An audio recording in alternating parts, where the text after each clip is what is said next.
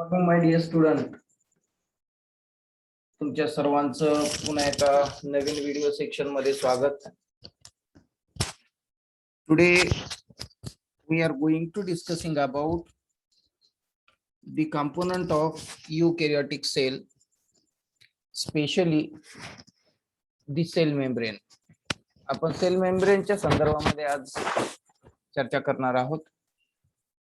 चला तर मग निघू आपण चर्चा करायला. In the previous video lecture, we were start discussing about the eukaryotic cell. The first component of the eukaryotic cell जो आहे तो असणार आहे मुलांना आणि मुलींना बेटा सेल मेम्ब्रेन. कारण युकॅरियोटिक सेलला सेल वॉल नसतं, मोस्टली आपण जाणतो, पण काही प्लांट्स मध्ये सेल वॉल असतात. प्लांट सेल मध्ये त्यांचा पण अभ्यास आपल्याला इथं करायचा आहे. Let's start. आता cell membrane. The detailed structure of the membrane was studied only after the advent of the electron microscope in 1950s. मुलांना आणि मुलींना आपल्याला सेल मेम्ब्रेनचं डिटेल्ड स्ट्रक्चर आहे ते स्टडीड कधी करायला भेटलं? After the advent of the electron microscope in 1950s. 1950 मध्ये ज्यावेळेस आगमन झालं इलेक्ट्रॉन मायक्रोस्कोपचं किंवा उगम झाला, त्यावेळेस आपल्याला सेल मेम्ब्रेन बद्दल डिटेल स्ट्रक्चरची स्टडी करायला भेटली. मीनवाईल केमिकल स्टडीज, कोणती बेटा? Chemical studies on the cell membrane, specially in human red blood cell. म्हणजे आपली जी काही रेड ब्लड सेल आहे त्या रेड ब्लड सेल बद्दल आपण बोलणार आहोत. त्याचं जे केमिकल स्टडी आहे, कोणाची? आरबीसीच्या मेम्ब्रेनची केमिकल स्टडी. आरबीसीच्या मेम्ब्रेनची केमिकल स्टडी. ठीक आहे बेटा. आता त्या आरबीसीच्या मेम्ब्रेनची केमिकल स्टडी आपण इथं करणार आहोत. Enabled the scientist to deduce the possible structure of plasma membrane. NEET ला हा प्रश्न शोरली विचारला जाऊ शकतो की डिडक्शन कसं केलं आपण एखाद्या गोष्टीवरून, जशा दुसऱ्या गोष्टीचा अंदाज बांधत असतो. सेम आरबीसीच्या केमिकल स्टडीज केलं सेल मेम्ब्रेनचं आणि त्याच्यानंतर सायंटिस्टनं डेड्यूस केलं, अनुमान लावला की possible structure of plasma membrane कसं असू शकतं. I think you should understand exact what I wanted to say that, की बेसिकली त्यांनी जे प्लाझ्मा मेम्ब्रेन बघितलेला आहे तो प्लाझ्मा मेम्ब्रेन आरबीसीचा बघितला आणि त्यावरून स्ट्रक्चर कसं असेल हे मांडलं त्यांनी. ठीक आहे बेटा. इथं आपल्याला राईट साइडला छान अशी एक आकृती दिसते. दोन प्रकारच्या आकृत्या आहेत. ह्या स्ट्रक्चर बद्दल चर्चा करायची, आपल्याला अजिबात घाबरण्याची गरज नाही. ठीक आहे. चला तर मग निघू पुढे. The cell membrane is composed of, cell membrane जे आहे ते कंपोज झालेलं आहे लिपिड बायलेयर. लिपिडचे बायलेयर आहेत, लिपिडचे बायलेयर. ठीक आहे. चला तर मग आता हे लिपिडचं बायलेयर कोणतं आहे ते बघू आपण. ओके.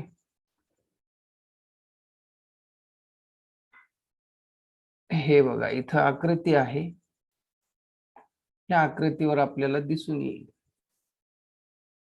फॉस्फोलिपिड बायलेयर असं नाव दिसतं आकृतीवर. हे red coloured rounded dot, red coloured rounded dot indicate the lipid molecule and this lipid molecule show two poles. म्हणजे वरच्या साइडनं पण आहेत, हे बघा हे, आणि खालच्या साइडनं पण आहेत. ठीक आहे बेटा. दोन्ही साइडनं आहेत, म्हणजे फॉस्फोलिपिड आहेत ते, आणि संख्येनं 2 आहेत म्हणून आपण त्यांना बाय म्हणू. Bi lipid layer.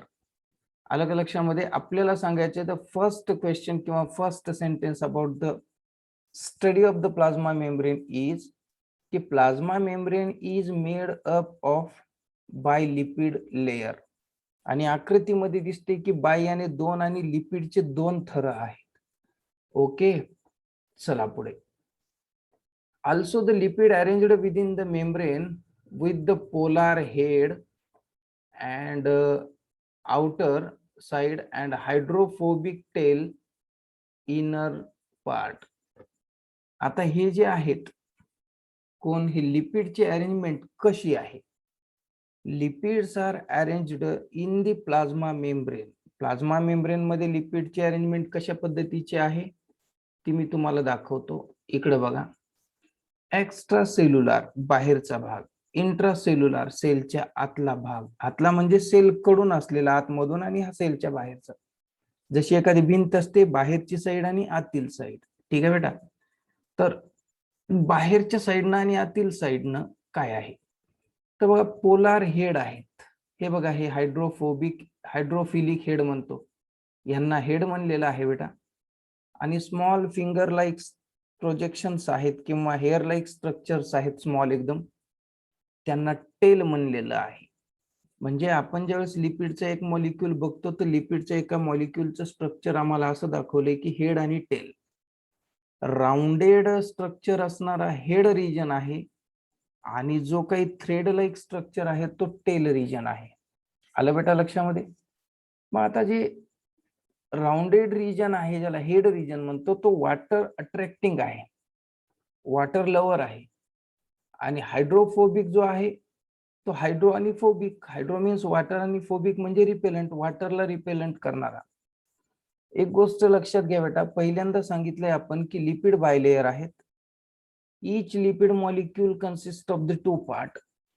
The first part is the hydrophilic head किंवा हायड्रोफिलिक म्हणण्यापेक्षा फक्त हेड म्हणू, and the other part is a tail म्हणू. हा टेल दिसते हे बघा, आणि हा हेड दिसतो. मग what is the difference between head and tail?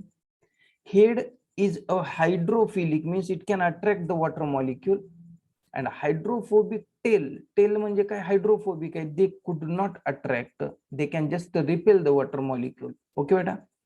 मग हायड्रोफोबिक टेल्स आहेत ते इनर पार्ट आहेत, आणि जे काही हायड्रोफिलिक हेड आहेत ते आउटर पार्ट आहे.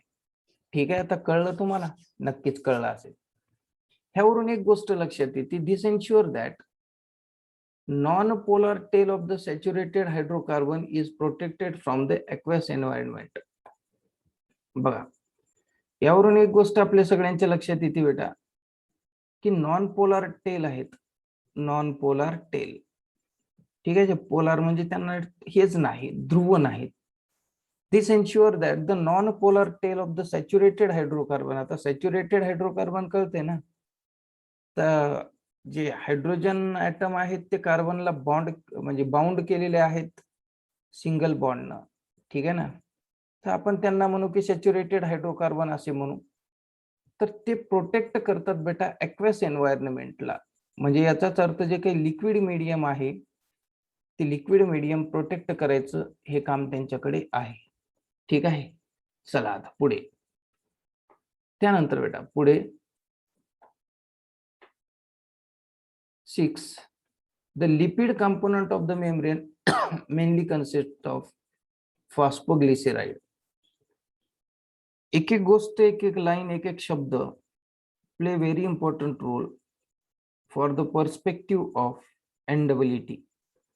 एनडब्ल्यूटी साठी अत्यंत महत्वाच्या ह्या सगळ्या गोष्टी आहेत. खूप महत्वाचं आहे एनडब्ल्यूटी साठी. सांगितले की लिपिडचे कंपोनंट जे आहेत ते मेम्ब्रेन मध्ये, त्याच्यात मेनली लिपिडच्या कंपोनंट मध्ये फॉस्फोग्लिसराइड आहे. फॉस्फोग्लिसराइड आहे.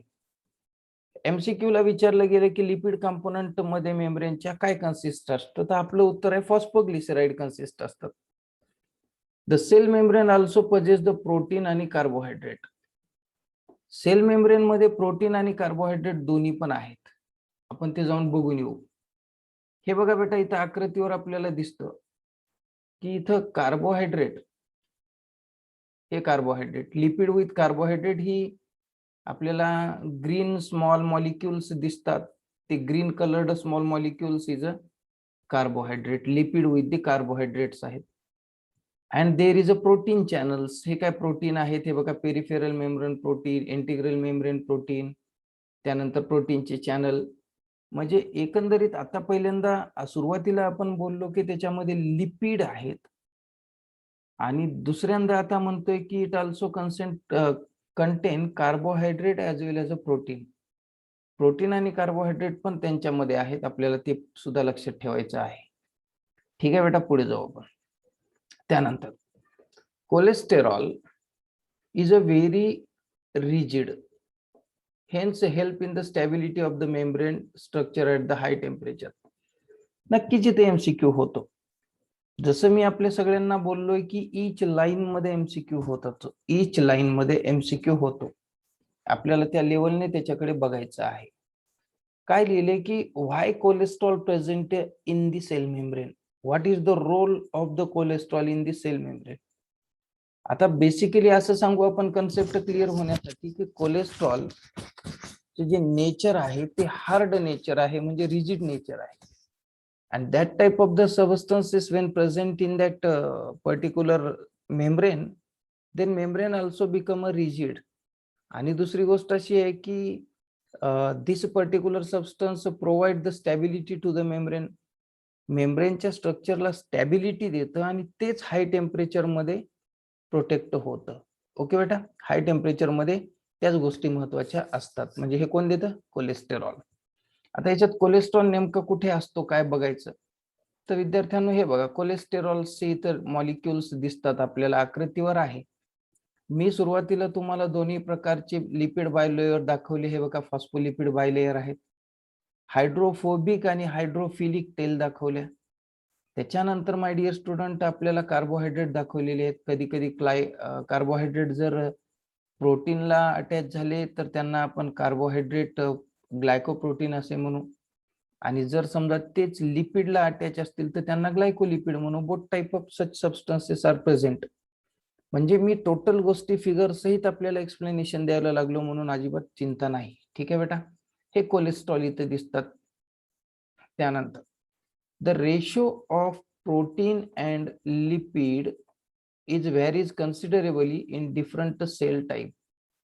आता आपल्याकडे various type of the cells आहेत, आणि असं असू शकतं काय का रे की एव्हरी प्रकारच्या सेल मेम्ब्रेन मध्ये प्रोटीन आणि लिपिडचा रेशो सेम असू शकेल का? नेव्हर, कधीच नाही. तर तो प्रोटीनचा आणि लिपिडचा हा जो रेशो आहे तो रेशो हा कम्प्लिटली डिफरंट असतो इन डिफरंट सेल टाईप. लक्षात घ्या, सेम नसतो.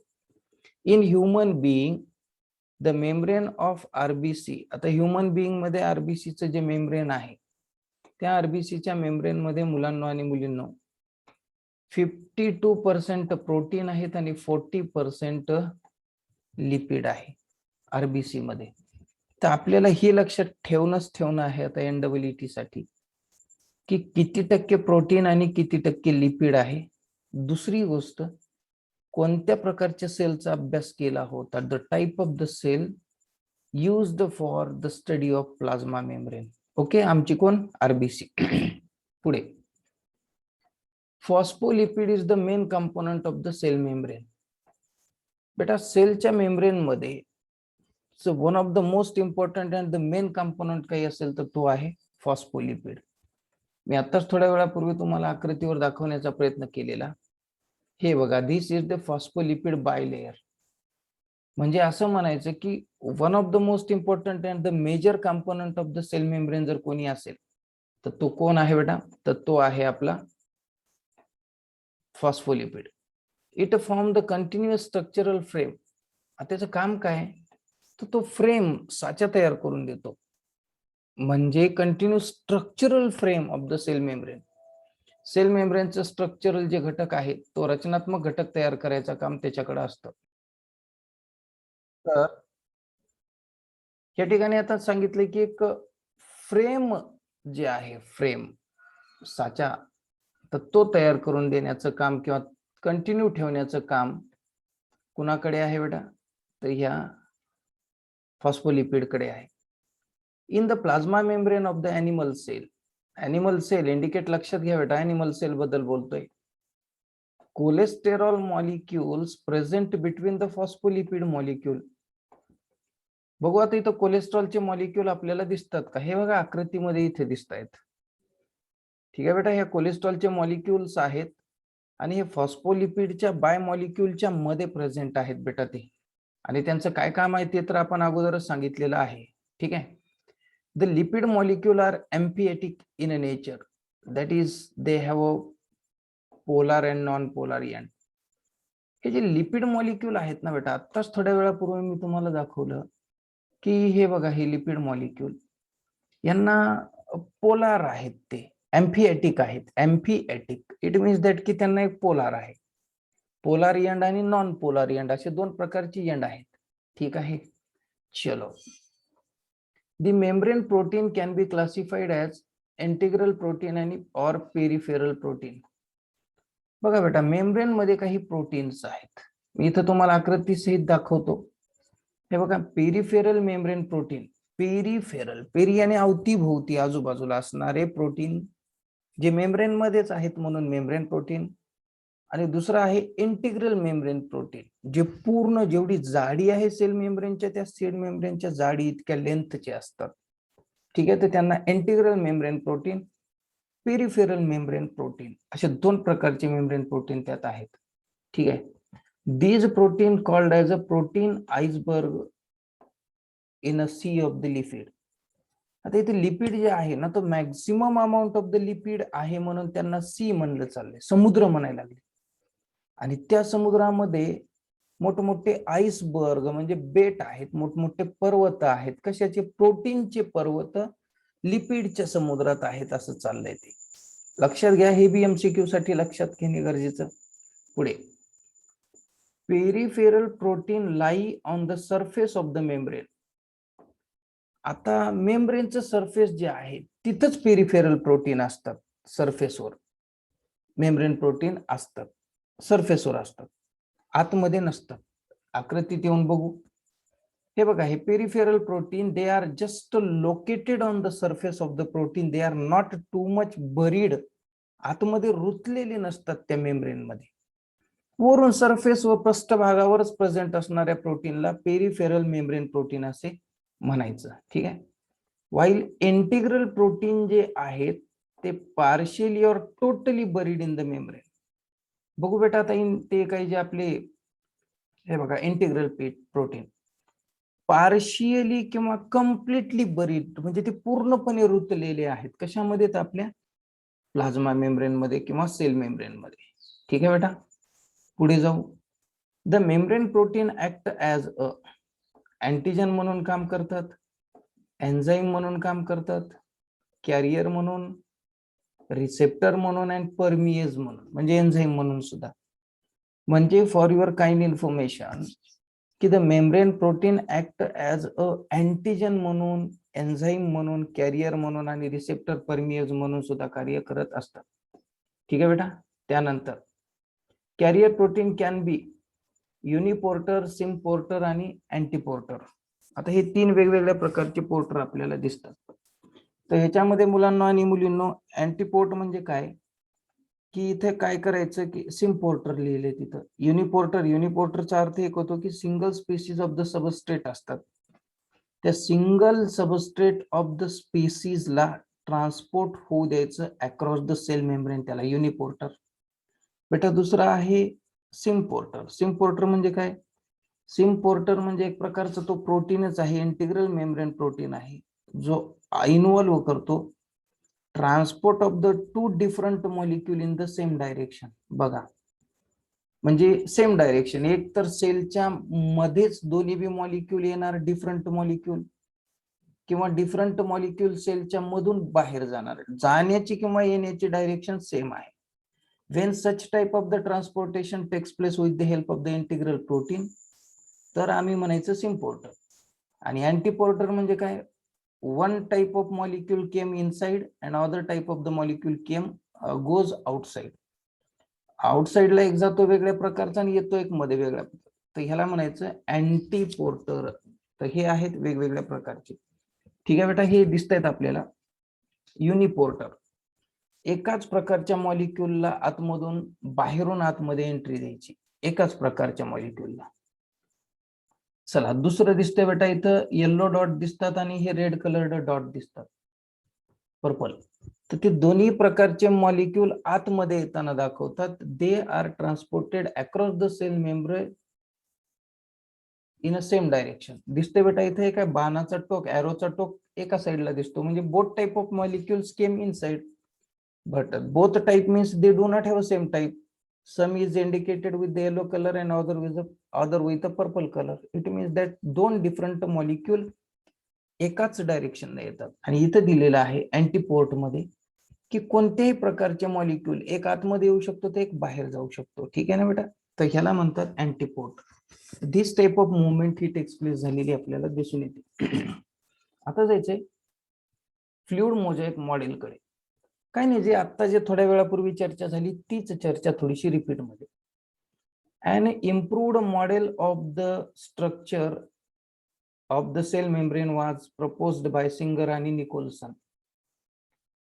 सिंगल आणि निकोलसन यांनी 1972 मध्ये एक मॉडेल मांडलं बेटा. थोडं इम्प्रूव्ह केलेलं स्ट्रक्चर होतं मेम्ब्रेनचं आणि त्याला फ्लुइड मोझॅइक मॉडेल असे म्हणतात. एमसीक्यू साठी प्रश्न तर झालेलाच आहे की फ्लुइड मोझॅइक मॉडेल कुणी प्रपोज केलं, तर सायंटिस्टची नावं सिंगर आणि निकोलसन. सिंगर आणि निकोलसन. पुढे according to this quasi fluid nature of the lipid. अरे क्वासी फ्लुइड म्हणजे काय? क्वासीचा अर्थ काय होतो? पार्शियल किंवा सेमी. पार्शियल किंवा सेमी. ठीक आहे. या ठिकाणी त्यांनी काय सांगितलं की क्वासी फ्लुइड नेचर आहे. क्वासी म्हणजे काय? जे सेमी आहे नेचर मध्ये आणि लिक्विड मध्ये पण आहे, लिक्विड आणि सॉलिड मध्ये सुद्धा प्रेझेंट आहे. क्वासी मीन्स जनरली बेटा पार्शियली और सेमी. पार्शियली फ्लुइड आहे, पार्शियली सॉलिड आहे. याचं एक उदाहरण म्हणजे आपण असं सांगू शकतो की अगार जेली, एक जेली आहे जी रबर सारखी आहे आणि सॉफ्ट पण आहे. ती सॉलिड आहे, रबर सारखी आहे म्हणजे सॉलिड आहे, तरी पण इट अलाउ द पॅसेज. ती पॅसेज अलाउ करते टू लिक्विड अक्रॉस इट, त्याच्यामधून लिक्विड जाऊ देते. तर अशा पद्धतीचं मुलांना आणि मुलींना काय बेटा, ते एक क्वासी फ्लुइड आहे. क्वासी फ्लुइडचा अर्थ संपला की संपला, क्वासी या शब्द. ओके. ते नेचर एनेबल करतं lateral movement of the protein within the overall bilayer. त्या बायलेअर मध्ये जे प्रोटीनला फिरायचे, म्हणजे protein could not be found at the particular places. एकाच ठिकाणी ते स्टिक करून राहतात प्रोटीन, असं अजिबात नाही. Protein can be move. Protein move करू शकतात, त्या मेम्ब्रेन मध्ये फिरतात. मग त्या प्रोटीनला असं शक्य करणं का आहे? कारण त्या मेम्ब्रेनचं लेअरच क्वासी आहे. क्वासी आणि त्याला सेमी म्हणू, म्हणजे सेमी किंवा पार्शियली सॉलिड पार्शियली लिक्विड. त्याचमुळे ते प्रोटीन बायलेअर मध्ये फिरतात, कुठे पण जातात. ठीक आहे ना. पुढे this ability to move within the membrane is measured at its fluidity. आणि ही जी ॲबिलिटी आहे ती मेजर केली जाते बेटा, ती त्याची फ्लुइडिटी म्हणून, म्हणजे त्याची लिक्विडता. ठीक आहे, त्याची द्रव्यता. Fluid nature of the membrane is also important from the point of the view functions like cell growth आहे. त्याच्यानंतर formation of the intracellular junction आहे. दोन सेलच्या मध्ये जंक्शन निर्माण करणं. दोन सेल आहेत, दोन सेलच्या मध्ये पॅसेज ऑफ द ट्रान्सपोर्ट होत असताना तिथे जंक्शन निर्माण होतं. सेल ग्रोथ मध्ये सुद्धा ह्याचं इम्पॉर्टन्स आहे रोल. त्याच्यानंतर बेटा पुढे सिक्रेशन सुद्धा करतात. त्यानंतर माय डिअर स्टुडंट एंडोसायटोसिस आहे, तसेच सेल डिव्हिजन आहेत. म्हणजे एकंदरीत various type of the function performed किंवा वेगवेगळ्या प्रकारच्या फंक्शन मध्ये इन्व्हॉल्वमेंट ह्या मेम्ब्रेनचं असतं, हे आपल्या लक्षात घ्यायचं आहे.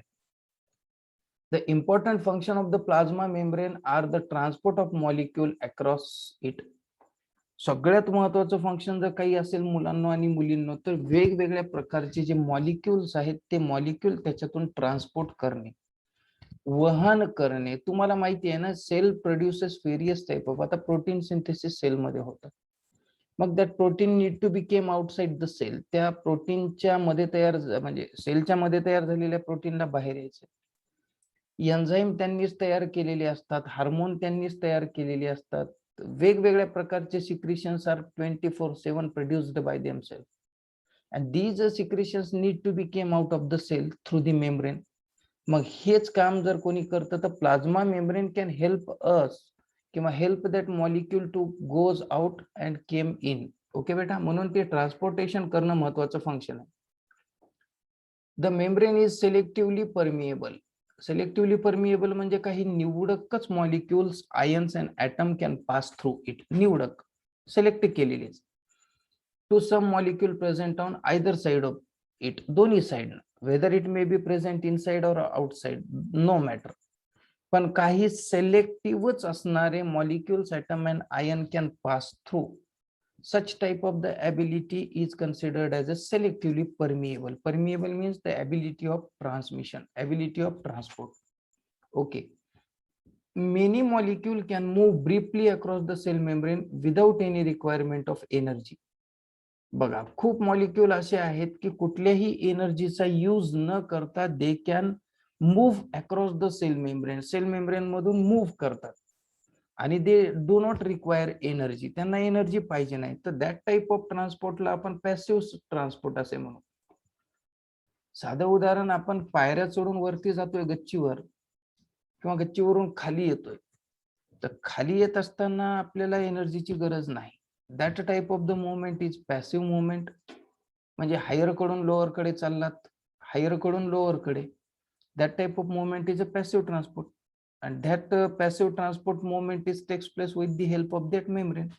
चलो, न्यूट्रल सोल्यूट म्हणजे सोल्यूट असे पार्टिकल्स की ज्याच्यावर काही चार्जेस नाही. Neutral solute may move across the membrane by the process of simple diffusion.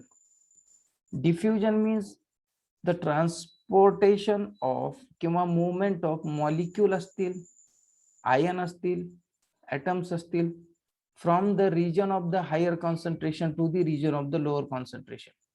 Higher कडून लोअर कॉन्सन्ट्रेशनच्या रिजन कडे जे मूवमेंट होतं ॲटमचं, मॉलिक्यूलचं सेल मेम्ब्रेन मधून, त्याला आपण सिंपल डिफ्युजन असे म्हणू. आणि न्यूट्रलचे जे सोल्युट्स असतात, these solutes are moved or transported with the help of simple diffusion along with the concentration gradient. ठीक आहे, तर खाली दिलेला आहे higher concentration to lower concentration. ठीक आहे बेटा. त्याच्यानंतर पुढे जायचं, water may also move across this membrane from higher to lower concentration. Water सुद्धा मुलांना आणि मुलींनो ह्याच मेम्ब्रेन मधून पास होतं आणि मूव्ह होतं from the higher concentration to the lower concentration. पुढे, movement of the water by diffusion. आता पाण्याची मूवमेंट ज्यावेळेस डिफ्युजनच्या पद्धतीने होते, पाण्याची movement diffusion, diffusion means higher concentration to the lower concentration, then such process is called as a osmosis. My dear student, हे जे आता आपण चर्चा करतोय मेम्ब्रेनच्या ॲबिलिटी बद्दल, परमिएबिलिटी बद्दल, पूर्ण 12th सायन्सच्या बायोलॉजी मध्ये most of the time we are using that word, that concept. So initially आता 11th सायन्स मध्ये सुद्धा प्रचंड मोठ्या प्रमाणात आहेत. I would like to kindly requesting to everyone that to pay the proper attention. हे ऑस्मॉसिस म्हणजे काय, डिफ्युजन म्हणजे काय, सिंपल डिफ्युजन म्हणजे काय, ह्या सगळ्या गोष्टी लक्षात घ्या. As the polar molecule can not pass the non polar lipid bilayer. हे जे पोलर मॉलिक्युल्स आहेत ते पास करत नाहीत, can not pass through the non polar lipid bilayer. Non polar lipid bilayer मधून पोलर मॉलिक्यूल कधीच पास होत नाही. मग अशा वेळेस त्यांना तर पास व्हायचं आहे. मग अशा वेळेस त्यांना कॅरियर प्रोटीनची गरज असते. They require carrier protein of the membrane to facilitate their transport across the membrane. मग त्या मेम्ब्रेन मधून त्यांना जायचंय, पण ते नॉन पोलर लिपिड बायलेअर मधून they could not able to pass through it. So they need a specialised carrier protein present in that. आता जसे पेरिफेरल प्रोटीन बोललो, त्याच्या अगोदर इंटिग्रल प्रोटीन बोललो, that type of the protein is normally responsible for the transmission of different type of atom, molecule, ion across it. Okay, मग त्यांचं कामच ते आहे ना, जे बायलिपिड, नॉन लिपिड किंवा नॉन पोलार लिपिड बायलेअर मधून पास होऊ शकत नाहीत, त्यांच्या पासिंग साठी, मुवमेंट साठी एक स्पेशलाइज्ड प्रोटीन मेम्ब्रेन मध्ये असतात आणि त्यांना आपण कॅरियर प्रोटीन म्हणतो. They require carrier protein, facilitate their transport across the cell membrane. A few ion or the molecule are transported across the membrane against their concentration gradient. म्हणजे अशा वेळेस काय होतं मग, कॉन्सन्ट्रेशन ग्रेडियंटच्या अगेन्स्ट, म्हणजे याचाच अर्थ काय, lower concentration to the higher concentration by using the energy. Okay बेटा, such transportation is an energy dependent process, म्हणजे ह्या ट्रान्सपोर्टेशनला एनर्जी लागते, आलं लक्षामध्ये, आणि that energy should be given by ATP. Adenosine triphosphate molecule हा एनर्जी देतो आणि ह्यालाच this is called as a active transport म्हणतात. आणि उदाहरणामध्ये ऍक्टिव्ह ट्रान्सपोर्ट मध्ये सोडियम आणि पोटॅशियम पंप फार गरजेचे आहेत. These are the important type of the substances which need that ATP molecule for process किंवा त्यांच्या ट्रान्समिशनसाठी. ठीक आहे बेटा, I hope this video also आपल्याला छान आवडला असेल, समजला पण असेल. Till then, goodbye, God bless you all.